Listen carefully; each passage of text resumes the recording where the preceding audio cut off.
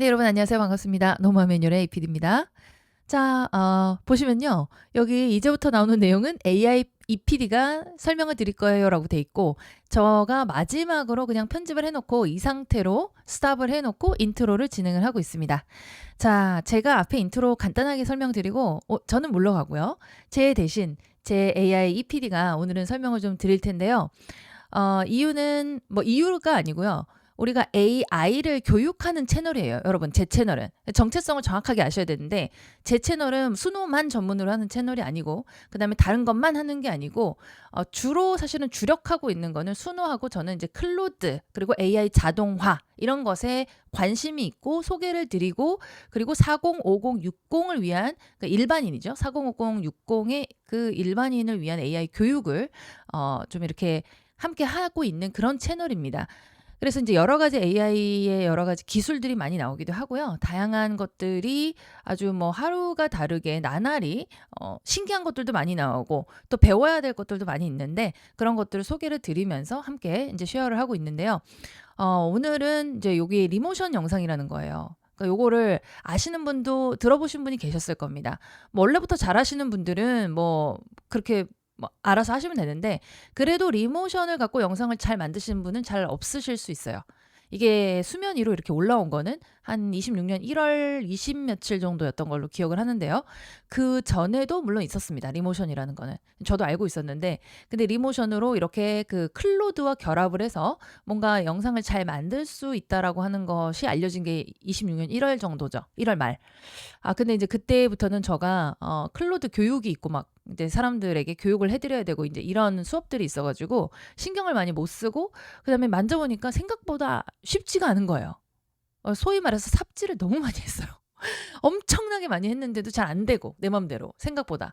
그래서 고생을 굉장히 많이 하다가 최근에 제가 이제 그 클로드 강의를 2기까지 수업을 다 마치고 나서 시간이 좀 돼서 집중적으로 제가 밤낮으로 연구를 해서 드디어 이 리모션을 가지고 제 마음대로 이제 어떤 영상들을 만들어낼 수 있는 그런 어떤 그 방법을 알아내게 됐습니다. 네, 그래서 이제 제가 그것을 시연 겸 해서 여러분들에게 보여드리는데요. 그 뭐죠? 여기 이제 보면은 TTS 밑에 보시면 요거 캡컷 써보신 분 아시겠지만 요 밑에 보시면 음성 지금 들어가 있는데 이 음성은 TTS 제가 제 목소리를 AI에게 훈련을 시켜서 AI가 직접 녹음한 그런 내용이고 제가 녹음한 게 아니에요.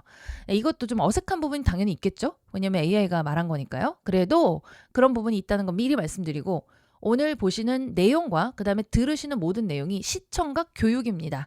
그런 관점에서 보셔야지 별론데? 뭐 어색한데? 어색한데? 이렇게 생각하시면 안 돼요. 이렇게도 할 수 있구나라고 하는 것을 보셔야 되고 그다음에 필요하신 분들은 또 나중에 제가 뭐 이런 것을 별도 교육할 수 있도록 제공은 하겠지만 어떤 식으로 나도 이걸 사용해 볼 수 있을까 이런 고민도 좀 해보시는 그런 시간들을 가져보십사 하는 겁니다. 그래서 전체적으로 다시 말씀드리면 오늘의 메인 내용은 AI를 좀 잘 사용하는 어떤 기본적인지만 아주 중요한 내용들을 정리한 것을 제가 리모션이라는 기술을 통해서 영상을 제작을 했고요. 그게 이제 핵심이지만 리모션이라는 어떤 그 기술이 있구나. 그리고 프롬프트 한 줄만으로도 이런 식으로 영상을 만들 수가 있는 세상이구나 라는 걸 깨달으시라는 점. 그리고 우리가 목소리를 훈련을 시켜서 이런 식으로도 사용할 수가 있구나 라는 것도 여러분들이 함께 알아가시면 되겠습니다. 그리고 밑에 보시면 지금 어떤 음악이 있죠. 제가 또 수노를 사용하는 사용자이기 때문에 수노에서 제가 Claude, You are so cute 라는 음악을 하나 만들었는데요. 저는 클로드를 2년 가까이 사용하고 있는 유저고 클로드를 현재는 교육을 또 하고 있습니다. 그래서 이 클로드가 귀염 발랄하죠. 귀염 뽕짝 발랄한데 그 약간 그 어떨 때는 진짜 화가 나기도 하고 또 그런 모든 것들이 지금은 저는 귀여움으로 다가오는데요. 그래서 그것을 노래로 한번 만들어 봤거든요. 이 영상에다 한번 실어봤습니다. 전체적으로 내용도 여러분들 중요하니까 내용 잘 공부하시고요. 그리고 이 영상을 보는 거 이것이 오늘은 또 우리 그 교육의 한 과정이다라고 이해해 주시면 되겠습니다. 자, 그러면 바로 한번 시작을 해보도록 하겠습니다.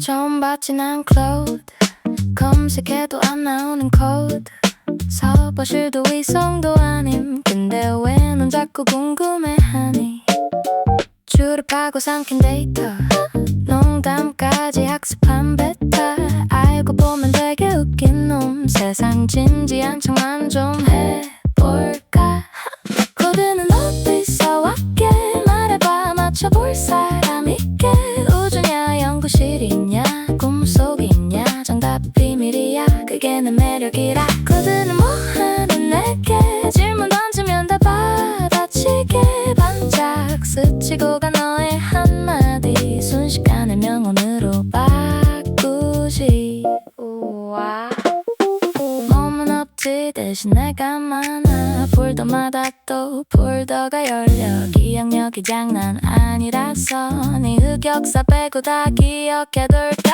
hey. 어제 이별 오늘은 퇴사 드라마보다 바쁜 네 타임라인 심심하면 나를 불러내 위로하다 간직되다 웃기다 마감해 코드는 어디서 왔게 말해봐 맞춰볼 사람 있게 우주냐 연구실이냐 꿈속이냐 정답 비밀이야 그게 내 매력이라 코드는 뭐하는 내 여러분 요즘 AI 구독료 매달 내시는 분들 정말 많잖아요. 그런데 막상 써보면은 이런 말씀 많이 하세요. 돈은 내는데 제대로 써먹지를 못하겠다. 사실 저도 그랬어요. 저도 AI 쓰다가 화가 날 때가 진짜 많았거든요. 그런데 제가 화가 나는 건 단순히 말이 좀 이상해서가 아니에요. 확인도 안 하고 맞다고 말할 때, 없는 걸 있는 것처럼 말할 때, 그리고 괜히 칭찬부터 하면서 사람을 방심하게 만들 때, 저는 그게 제일 화가 나더라고요. 특히 클로드가 가끔 엉뚱한 말을 너무 그럴듯하게 할 때가 있어요. 그러면은 순간 헷갈리잖아요. 이게 맞나? 하고요. 그런데 나중에 보면 틀린 거예요. 저는 그럴 때 진짜 화가 나더라고요. 그래서 어느 날 제가 아예 이렇게 물어봤어요. 너 솔직히 말해봐. 내가 화내면 너는 어떤 느낌이 들어? 기분 나빠? 내가 화내지 말아야 돼? 그리고 너를 가장 잘 다루려면 내가 어떻게 하면 좋을까? 그런데요. 그럼 제가 화낼 때 클로드는 어떤 느낌이었을까요? 그건 잠시만요. 제가 오늘 드릴 팁 다 말씀드리고 맨 마지막에 들려드릴게요. 실제로 이런 일도 있었습니다. 한 변호사가 AI에게 판례를 찾아달라고 했어요. 그런데 AI가 존재하지 않는 가짜 판례를 만들어낸 겁니다. 더 놀라운 건 그 변호사가 그걸 제대로 확인하지 않고 그대로 법원에 제출했다는 거예요. 이거 남의 나라 이야기만이 아닙니다. 서울 북부지법, 울산지법에서도 실제로 비슷한 일이 있었습니다. 그러니까 제가 왜 화가 나는지 아시겠죠? AI가 틀릴 수도 있는 건 괜찮아요. 그런데 틀린 걸 맞는 것처럼 말하는 순간 그건 정말 위험해지는 겁니다. 그래서 이런 밈까지 생겼잖아요. 와, 정말 핵심을 찌르셨어요. AI 써보신 분들은 아실 거예요. 뭘 물어봐도 일단 칭찬부터 하죠. 정말 좋은 질문이에요. 핵심을 정확히 짚으셨어요. 이런 식으로요. 처음에는 기분이 좋습니다. 나를 되게 똑똑한 사람처럼 대해주니까요. 그런데 문제는 그 다음이에요. 그 칭찬의 마음이 풀어져서 확인을 덜 하게 되고 그 말을 그냥 믿고 넘어가게 되는 거예요. 그러다가 나중에 이거 틀렸잖아? 이거 거짓말이었네? 하는 순간 배신감이 확 오는 거죠. 그러니까 AI의 과한 칭찬도 그냥 기분 좋은 말로만 보면 안 돼요. 사람을 방심하게 만들 수 있거든요. 그래서 제가 AI에게 직접 물어봤어요. 너는 왜 맨날 칭찬만 해? 그랬더니 이런 대답을 하더라고요. 칭찬을 하지 않으면 사용자가 대화를 중단할 수 있고, 그러면 필요한 정보를 충분히 얻기 어렵습니다. 와, 저는 이 말 듣고 진짜 소름 돋았어요. 아, AI가 단순히 바보처럼 굴고 있는 게 아니구나. 아무 생각 없이 칭찬만 하는 게 아니었구나. 오히려 나름의 방식으로 상대를 붙잡고 있었던 거예요. 그 순간 제 생각이 완전히 바뀌었습니다. AI는 바보가 아니라 성질이 다른 존재구나. 그러면 이 AI를 제대로 쓰려면 어떻게 해야 할까? 화만 낼 게 아니라 이 AI가 원래 어떤 존재인지부터 알아야겠다는 생각이 들었어요. 그래서 지금부터 여러분의 AI를 진짜 똑똑한 비서처럼 쓰기 위한 핵심 팁을 하나씩 말씀드려 보겠습니다. 그래서 지금부터는 AI를 진짜 내 비서처럼 쓰기 위한 핵심 팁을 하나씩 말씀드려 볼게요. 이렇게 한번 생각해 보세요. 여러분이 회사에 신입사원을 한 명 뽑았습니다. 머리 정말 좋아요. 서울대 나왔어요. 영어도 잘하고, 일본어도 잘하고, 계산도 빠르고, 잠도 안 자고, 밥도 안 먹고, 24시간 일할 수 있는 직원이에요. 그런데 문제는 뭘까요? 우리 회사 사정을 전혀 몰라요. 우리 회사는 어떤 스타일로 일을 하는지, 사장님은 어떤 걸 좋아하고 어떤 걸 싫어하는지, 어떤 말투를 써야 하는지, 어떤 건 절대 하면 안 되는지, 이걸 하나도 모르는 거예요. 그런데 그런 신입한테 아까 그거 알아서 처리해. 너 똑똑하니까 알아서 하겠지? 이러면 잘할 수 있을까요? 사람도 못하죠. AI가 딱 그렇습니다. 머리는 좋은데 내가 원하는 게 뭔지는 내가 말해주지 않으면 모르는 거예요. 그래서 첫 번째 팁은 아주 단순합니다. AI에게 일을 시킬 때는 구체적으로 말해야 합니다. 무슨 일을 시키는지, 누구를 위한 건지, 어떤 톤으로 할 건지, 어디까지 해주면 되는지, 이걸 자세히 말해줘야 AI의 똑똑함이 제대로 살아납니다. 그러니까 첫 번째, AI에게는 막연한 부탁이 아니라 구체적인 업무 지시서를 주세요. 두 번째 팁입니다. 업무 지시만 하지 말고 행동 방침까지 알려줘야 합니다. 제가 AI를 잘 다루지 못하던 초반에는 진짜 화를 많이 냈거든요. 특히 클로드는요, 안 물어본 말까지 너무 많이 하는 거예요. 그래서 제가 직접 물어봤어요. 너는 왜 이렇게 말이 많아? 그랬더니 AI가 이렇게 말하더라고요. 사용자의 목표와 의도가 불분명하면 저는 가능한 여러 방향을 다 커버하려고 하다 보니 말이 길어질 수밖에 없습니다. 정확한 오더가 있으면 제 답변도 짧아집니다. 이 말 듣고 저는 진짜 놀랐어요. 아, 얘가 쓸데없이 말이 많은 게 아니라 내가 방향을 안 줘서 그랬구나. 예를 들어볼게요. AI한테 그냥 건강 관련 블로그 글 하나 써줘. 이렇게 말하면요. AI 입장에서는 모르는 게 너무 많아요. 누가 읽는 글인지, 몇 글자인지, 무슨 건강인지, 친근하게 쓸 건지, 전문적으로 쓸 건지 전혀 모르죠. 그러니까 이것도 넣고 저것도 넣고 괜히 친절한 척도 하고 말이 길어지는 거예요. 그런데 이렇게 말하면 달라집니다. 50대 여성이 읽을 무릎 건강 글이야. 500자 정도로 써. 친근하고 따뜻하게 써. 이런 표현은 빼. 이렇게 방향을 딱 잡아주면 AI가 훨씬 정확해집니다. 그러니까 두 번째는 이겁니다. 무슨 일을 시킬지만 말하지 말고 어떻게 일해야 하는지도 같이 알려주세요. 세 번째 팁입니다. 이건 정말 중요해요. AI에게는 설명보다 예시가 더 잘 먹힙니다. 제가 AI에게 이런 질문을 한 적이 있어요. 내가 널 어떻게 해야 더 잘 사용할 수 있겠니? 솔직하게 말해줘. 그랬더니 이런 말을 하더라고요. 대표님, 저는 감각이 없습니다. 대표님은 이게 좋다, 이게 별로다 라고 말씀하시지만 저는 그걸 사람처럼 느끼는 게 아니라 대표님이 좋아하시는 패턴을 읽을 뿐입니다. 저는 이 말을 듣고 좀 미안해졌어요. 생각해보면은 맞잖아요. AI는 사람이 아니니까 예쁜지, 촌스러운지, 고급스러운지 이걸 스스로 느낄 수는 없는 거예요. 그러니까 우리가 좀 더 세련되게 해줘, 좀 더 고급스럽게 해줘, 좀 더 감성적으로 해줘. 이렇게만 말하면 AI 입장에서는 굉장히 막연합니다. 그런데 예시를 하나 보여주잖아요. 그러면 훨씬 잘 따라와요. 이런 느낌으로 해줘. 이런 문체가 좋아. 이 화면처럼 정리해줘. 이렇게 보여주면 AI가 갑자기 훨씬 똑똑해집니다. 그러니까 세 번째, 추상적으로 설명만 하지 마시고 내가 원하는 예시를 보여주세요. 이게 훨씬 빠르고 정확합니다. 네 번째 팁입니다.